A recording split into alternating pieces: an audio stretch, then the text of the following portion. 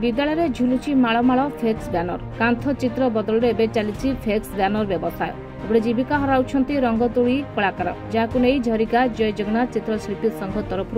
निंदा करा सहित रंगतोली कलाकार जीवन जीविका प्रति दृष्टि देवा लगी सरकार को गुहारी करा जायछि। आज्ञा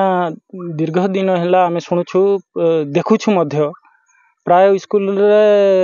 फ्लेक्स द्वारा आमर निपुण ओडिशा समग्र शिक्षा आउ अन्य जो विज्ञापन जाक अच्छी से सब फ्लेक्स माध्यम तो ता छड़ा आमर